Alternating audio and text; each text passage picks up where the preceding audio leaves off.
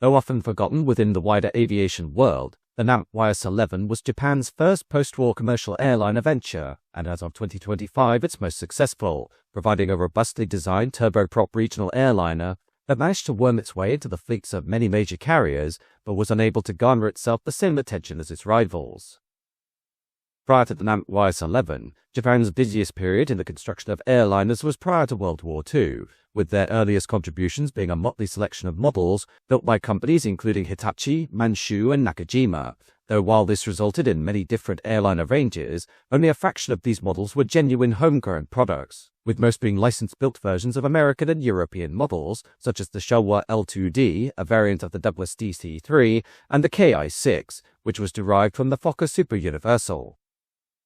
Much of what curbed Japan's ventures into commercial aviation stemmed from its interest in military fighting power, as during the 1930s, the nation was in the midst of expanding its empire across Eastern Asia, conquering the Korean Peninsula, Manchuria, and large swathes of China in the span of only a few years. This demand requiring a suitable fleet of highly advanced fighters and bombers that dried up a majority of the nation's technological resources, with commercial aviation being but an afterthought. Following World War II, the devastation of the Allied bombardment had crippled Japan's infrastructure and building capacity, with nearly every aspect of Japanese life having to be rebuilt, while at the same time, the country was under the occupation of the victorious United States, which would manage the Japanese government and run the nation until a parliamentary democracy was established, and the country finally given its sovereignty in April 1952 after the signing of the San Francisco Peace Treaty the previous year. In terms of rebuilding its infrastructure and connections, Japan's aviation industry, especially commercial aviation, had to make do with a selection of Western designs including the Douglas DC-3 and the Martin 202 propeller airliners, though despite the massive destruction incurred, the nation made a superb recovery, and by the end of the 1950s was well on its way to regaining its place as the powerhouse of Asia. One of the most prominent figures in Japan's economic recovery was Akazawa Shoichi, the director of the Ministry of International Trade and Industry or MITI Ordnance Division, a veteran of World War II who was determined to see the future of the Japanese economy be invested in higher value manufacturing, including steel production and the aircraft industry, with the overarching intention being to create an economy based on the trickle-down effects of mass production. Looking to what was currently taking the aviation world by storm, Akazawa quickly noticed the incredible success of Britain's Vickers Viscount, the world's first turboprop airliner, and an aircraft that perfectly married power, comfort, and speed, thereby creating one of the most successful British airliners ever built, and would establish a customer base across the globe thanks to its versatility and flexible design. Noticing the Viscount's success, Akazawa began protracted discussions during 1957 as to a possible joint venture with 7 of Japan's major construction firms and aircraft builders: Mitsubishi Heavy Industries, Fuji Heavy Industries, Shin-Meiwa Manufacturing, Sumitomo, Japan Aircraft, Showa Aircraft, and Kawasaki Heavy Industries, though it wouldn't be until March 1959 that the fruits of this joint venture were finally established in the form of the Nihon Airplane Manufacturing Company or NAMCO. This conglomerate was founded through the separate organization's executives and designers, while also supported by the Japanese government through a 54% share, with the remaining 46% share of the company being split among the various aircraft manufacturers, component suppliers, banks, and insurance firms that supported the scheme, 18% to the aircraft companies, 11% to the suppliers, and 17% to ancillary firms. However, problems quickly arose when the company was found to have no facilities or permanent staff to call its own, and as the firm was a temporary establishment, there was no incentive to create new infrastructure, thus they entered the business existing solely as a paper company, with all employees and production facilities belonging to aircraft builders that supported the NAMCO firm. Another issue was the fact that Japan hadn't designed a passenger airliner since before World War II, with even the nation's most famous designers struggling to develop a solution, including the legendary Jiro Hirikoshi, who had designed the fearsome Mitsubishi A6M0 carrier fighter, but was unable to consider an airliner design that would match foreign concepts. This was further handicapped by the fact that Japan's research and development into aviation technology had been banned under the American occupation, meaning the closest aircraft designers could come to understanding modern commercial airliners was through repairing or license building Western models. Therefore, Namco designers would become frequent fixtures at the world's air shows, allowing them to examine American and European designs in person, with attention being paid mostly to the Viscount and the Douglas DC-6, with the Farnborough Air Show in England being a notable hotspot for Namco aircraft designers, who spent the day taking pictures of Western aircraft in order to copy structural elements and other cues and place them into their own upcoming airliner. The cabin pressurization system, for instance, was directly lifted from an American design, while the spring tabs on the vertical stabilizer were found in a foreign journal article, with the avionics, fuselage components, and electronic equipment for the aircraft being supplied through a mixture of Japanese firms and foreign companies. Another element of the aircraft's design were its engines, as with Japan having no commercial airliner engines of its own, and with no time to develop new power plants, Namco turned to its rivals in the West for an alternative, eventually settling on the Rolls-Royce Dart Mark 542 10K turboprop engines that produced 3,020 horsepower each. The Dart had made its debut in 1946 and was famously applied to the pioneering Vickers Viscount, as well as a slew of other notable aircraft such as the Fokker F-27, the Avro 748, and the Grumman Gulfstream I, with this design being so successful that it remained in production for 41 years, eventually being retired in 1987. Namco's various fact-finding missions eventually yielded them a low-wing, twin-turboprop monoplane with a design largely reminiscent of the Vickers Viscount, but with 2 engines instead of 4. The initial airliner, designated the NAMC YS-11-100, being 86 feet long, having a wingspan of 105 feet, and could carry 64 passengers, while only requiring 2 crew members to fly. With the Rolls-Royce Dart engines, the airliner could attain a cruising speed of 291 miles an hour at an altitude of 22,900 feet and fly over a range of between 900 and 1,900 miles, these numbers comparing favorably to its main rivals, the Avro 748 and the Fokker F-27 Friendship, with the former being able to carry up to 58 passengers at 281 miles an hour over a range of 1,066 miles at 25,000 feet, while also sharing the same Dart engines as the YS-11, while the F-27 could carry 56 passengers at 290 miles an hour over a range of 1,600 miles. Production of the aircraft was split across the 7 companies that were brought together to form Namco, with Mitsubishi undertaking a majority of the assembly work by building the fore and middle fuselage, while the wings and engine nacelles were built by Kawasaki, the nose, pressurization system and tail assembly by Fuji, the decking, ailerons and flaps by the Japan Aircraft Company, the aft fuselage, wingtips and dorsal fin by Shinmeiwa, the cockpit and forward wing edge by Showa, and the landing gear by Sumitomo. Final assembly was to be conducted at the Mitsubishi factory in Yokohama, and on December 11, 1958, a full-scale mock-up was unveiled, though while the NAMC YS-11 was larger than its rivals and competitive on speed and range, there were a few quirks that reflected Japan's inexperience with passenger aircraft design, the most notable being a lack of toilets in the original specification, with Namco rationalizing this decision by stating that the flights would be too short for them and extra seating could be accommodated. Eventually, following protests from potential customers, this decision was overturned and toilets were fitted to the airliner, the first prototype NAMC YS-11-100 1001 undertaking its maiden flight on August 30, 1962, followed by the second prototype 1002 on December 28 of the same year, with early test flights revealing that the aircraft had several issues, including poor steering, excessive vibration and noise, but these were ironed out through various modifications to the design. On October 23, 1964, the first production YS-11 undertook its maiden flight, but before the first units were delivered to the launch customer, Hiroshima-based Toa Airways, the aircraft achieved an early stint of glory when it carried the Olympic torch during the run-up to the 1964 Tokyo Summer Olympics, the YS-11 being chosen as a symbol of the nation's recovery from the violence and destruction of war, with the first aircraft being eventually delivered to Toa Airways on March 30, 1965, and commercial operations began the following month.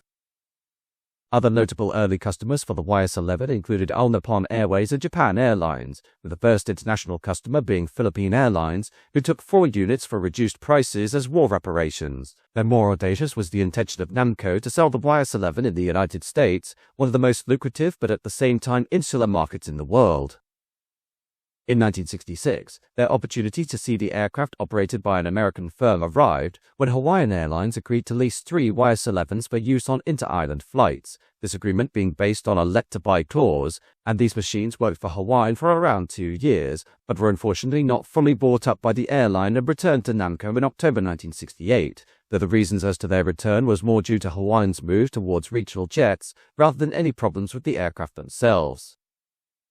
Perhaps the most notable intrusion of the YS-11 into the American market came in 1967, when several units were bought up by Maryland-based regional carrier Piedmont, which operated an extensive network across the northeast United States. Piedmont, at the time, conducting a major overhaul of its fleet, which comprised a varied selection of piston-powered and turboprop-powered airliners that had been drafted in to replace their extensive Douglas DC-3 fleet.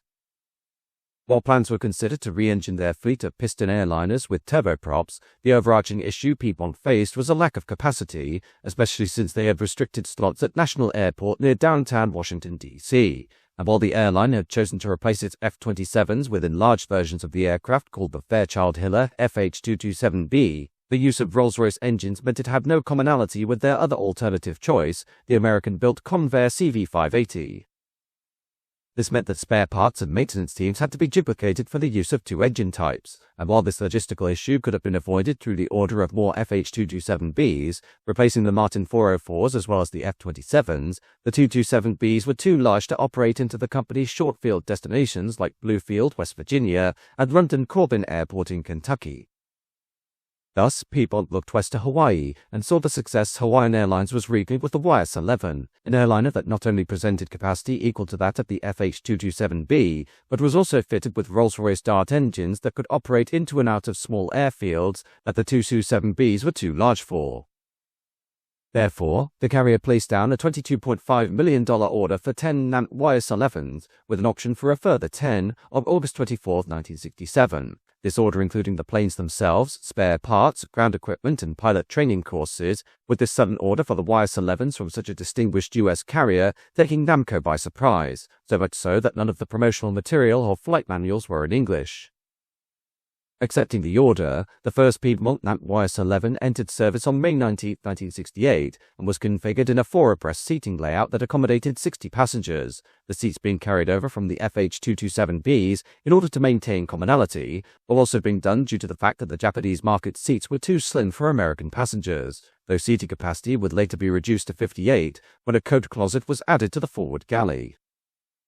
In the end, Piedmont would take on 19 YS-11s, with the last units arriving in February 1970, although the carrier would later acquire in 1975 another 2 YS-11s that had previously seen work with the NAS Aéreas Nacionales in Peru, the aircraft, due to their ease of use and superb flying characteristics, being incredibly popular with pilots, but not so much with flight attendants due to the somewhat temperamental air conditioning units and lightweight airframe that was very sensitive to turbulence. Regardless of the criticism by air hostesses, the NAMC YS-11 was still a very successful airliner in Asia, the Americas, and Europe, with several examples being taken on by Greek national carrier Olympic Airways, while also seeing widespread use across South America with Argentinian, Peruvian, and Brazilian airlines, with North America also seeing several units taken on by American, Canadian, and Mexican carriers, including American Eagle, Continental Airlines, Norcan Air, and Aerolitoral. From the original YS-11-100, the popularity of the airliner spurred on the development of several variants, but most of these didn't extend to more than changes in the aircraft's performance, the first being the YS-11A-200, which increased the total weight of the airliner to 54,010 pounds and was purpose-built for the international market. This was followed by the YS-11A-300, a combi version of the 200 fitted with a large cargo door and capable of carrying both passengers and freight, and later the YS-11A-400, which was a purely cargo variant of the 200, but would only be taken up by the Japanese Defense Forces. Next was the YS-11A-500, which took the 200's design and increased its gross weight to 55,110 pounds, and was introduced in 1970, while the YS-11A-600 was a combi version of the 500, the final variant of the aircraft being the YS-11E, which was built for the Japan Self-Defense Force and replaced the Rolls-Royce Dart engines with General Electric T-64 IHI-10J engines. On the subject of military usage, the YS-11 entered service with the Japan Air Self-Defense Force, or JASDF, in 1968, operating with the 401st, 402nd, and 403rd Tactical Airlift Squadrons, the Flight Check Squadron, the Electronic Warfare Squadron, and the Electronic Intelligence Squadron, while other examples were procured by the Japan Maritime Self-Defense Force, flying Air Transport Squadron 61, while also operating for the Japanese Coast Guard. Despite finding success in the United States, the NAMC YS-11 sadly didn't sell in the same numbers as its rivals such as the Fokker F-27 and Avro 748, especially on the international market, much of the reason being that, in spite of its technical and performance merits, a lack of marketing experience by Namco salesmen meant they were unable to pitch the airliner to prospective customers in the same manner as American and European competitors. As such, the failure of the aircraft to sell in significant numbers meant the project made a substantial loss, with a debt of $600 million being incurred, though this wasn't apportioned among the 7 major firms that formed Namco and was placed solely on the shoulders of Namco itself, resulting in there being no incentive for the individual companies to make cost savings, while simultaneously guaranteeing profit to them on every plane produced. At the same time, some of the founding companies didn't take the YS-11 project seriously, instead considering it merely a training exercise for airliner construction to develop employee skills rather than a serious commercial commitment, thus resulting in there being a frequent rotation of staff in and out of the project who were given brief training periods with the YS-11 before being transferred away and replaced by an entirely new team. The final nail in the YS-11's coffin came in December 1971 when the Nixon administration enacted the Smithsonian Agreement, a new dollar standard whereby the currencies of a number of industrialized states were pegged to the US dollar, allowing these currencies to fluctuate by 2.25% against the dollar. This agreement being enacted when member states of the G10 group raised the price of gold to $38, an 8.5% increase over the previous price at which the US government had promised to redeem dollars for gold, and thereby devaluing the dollar by 7.9%. The implementation of a floating American exchange rate saw a significant appreciation in the value of Japanese yen against the dollar, meaning it was more expensive for American companies to buy foreign products, the YS-11 included, though by this point, the introduction of regional jets like the Douglas DC-9 and the BAC-111, together with Namco's continued inability to divide its debts or properly market the airliner, meant the project was already facing its demise. Therefore, the decision was made to terminate the project after 182 aircraft, with the last YS-11 being delivered to the Japan Maritime Self-Defense Force on May 11, 1973, while Namco itself continued to exist into the late 1970s, with its primary role being to maintain the extensive fleet of YS-11s and converting some models for different roles such as military arrangements. At the end of the decade, Namco attempted to consider a jet airliner design that would compete with the likes of the Boeing 737 and McDonnell Douglas MD-80 series, but due to the cost of either creating an in-house jet engine design or buying a pre-existing engine like the Rolls-Royce RB211, the scheme was ultimately scrapped, while due to the ever-present 36 billion yen debt of the YS-11 project, or $151 million, the Namco conglomerate would finally be dissolved on March 23, 1983. In addition to its behind-the-scenes issues, the YS-11 has not been immune to its own series of accidents and incidents, being involved in 27 crashes that have resulted in the deaths of 256 people, with the first accident involving the YS-11 occurring on November 13, 1966, when All Nippon Airways Flight 533 crashed into the sea near Matsuyama, killing all 50 aboard. The aircraft, which landed late and was forced to perform a go-around, attempting to climb away from the airport, but instead made a sharp left turn at around 300 feet before plunging from the sky, with the cause having never been determined. The worst accident involving the YS-11 took place on July 3, 1971, when Toa Domestic Airlines Flight 63, a NAMC YS-11A217 en route from Chitose Airport near Sapporo to Hakodate Airport, crashed into Yokotsu Mountain while on approach, killing all 68 aboard, the cause being attributed to pilot error that followed strong winds pushing the plane off course. However, the most notable loss of a YS-11 came on December 11, 1969, when a Korean Air YS-11-125, carrying 51 passengers and crew, was hijacked shortly after departure from Gangwon Air Base, South Korea, while en route to Seoul's Gimpo International Airport by Cho Chang-hui, a North Korean agent who ordered the plane to be redirected across the border to North Korea, while also being escorted by fighters of the Korean People's Air Force. The plane eventually landed at Songdok Airfield near Wonsan, a city on the east coast of North Korea about 57 miles north of the South Korean border, but was severely damaged on touchdown and was subsequently written off, while the passengers were held hostage by the North Korean government, as per many thousands of South Korean citizens who were abducted by North Korean agents and smuggled across the border during this period.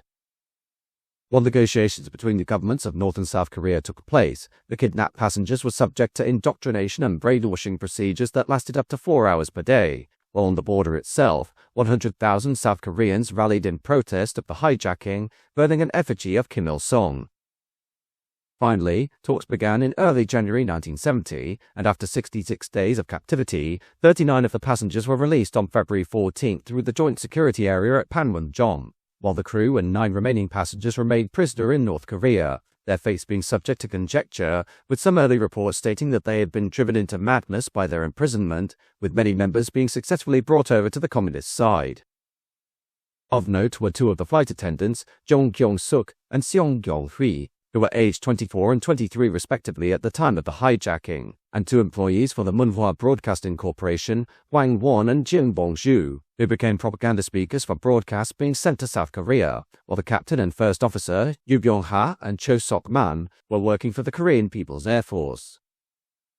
Some closure was finally given as to their fates when, in 2001, flight attendant Seong Kyung-hui's mother was allowed to visit the North to see her daughter, as part of the family reunions agreed in the June 15 North-South Joint Declaration, with Seong explaining that she and the other flight attendant, Jong Kyung-suk, had remained friends and were living in the same town, while beyond the 2 flight attendants, no word has been given as to the fate of the remaining passengers.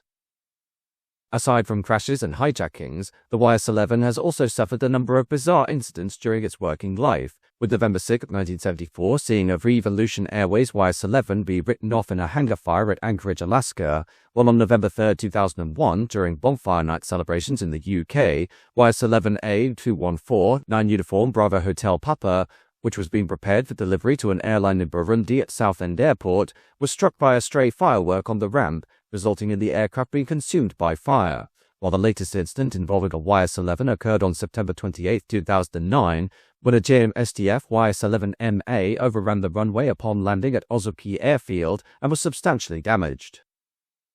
In service, the YS-11 by the end of the 1970s was rapidly being superseded by a new generation of regional turboprops and jets, appealing to the short takeoff and landing or STOL market, which could easily outperform the model on short field and inner city operations, and with the likes of the de Havilland -7 and -8 quickly gaining popularity among carriers, the YS-11, as well as its rivals, the Fokker F-27 and Avro 748, faced widespread removal across the globe.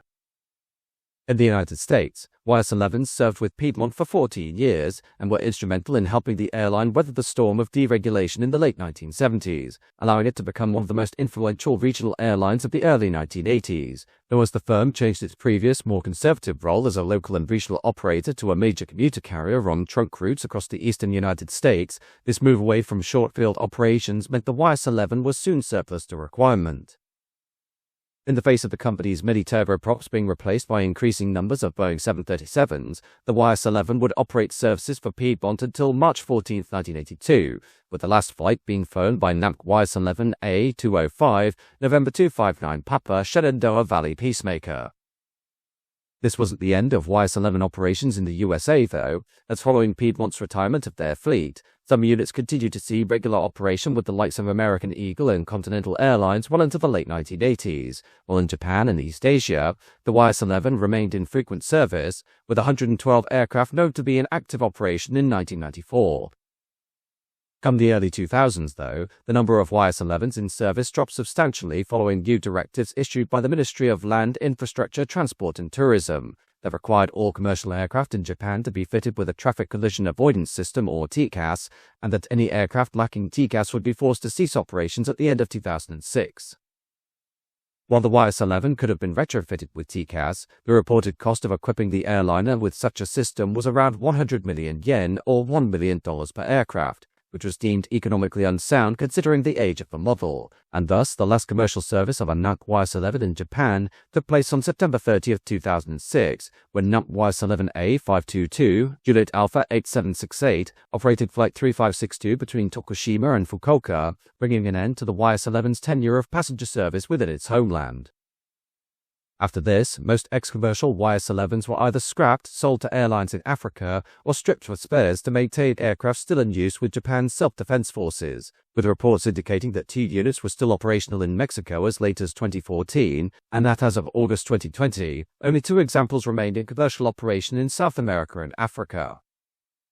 In military service, the NAMC YS-11 would remain in use with the Japan Maritime Self-Defense Force until 2014, while the 403rd Tactical Airlift Squadron of the Japan Air Self-Defense Force kept YS-11s on their books until 2017, when the last 8 units, which were used for flight checks and other ancillary purposes, were retired. The final flight of a JASDF NAMC YS-11 taking place on March 17, 2021, where the last units were finally withdrawn after 57 years of use. In terms of preservation, 16 of these airliners have been saved from the scrapyard and can be found in all corners of the globe, 1 in Brazil, 1 in Greece, 10 in Japan, 1 in the Philippines, 2 in Thailand, and 1 in the United States, while one unusual survivor, YS-11-111, Papa Juliet Whiskey India Kilo of Win Air, spent many years as a bar and restaurant on the island of St. Martin in the Caribbean, before being severely damaged by Hurricane Irma in September 2017, and later sunk in the Caribbean Sea off Maho Beach to create an artificial reef for fish habitation. In conclusion, the YS-11 proved itself to be a remarkable aircraft, despite it not being of significant technical innovation, instead being the product of design information and mechanical underpinnings, largely provided by foreign models that had proven the concept of the turboprop over a decade before its release. Nevertheless, while the machine is often dubbed Japan's copycat of the HS-748, one could not deny its achievement for penetrating the American market during a time of great reluctance for U.S. carriers to buy foreign products, and for nearly 2 decades this humble little turboprop was able to provide reliable service across the Northeast United States, while at the same time illustrating the nation's progress in recovering from the devastation of World War II.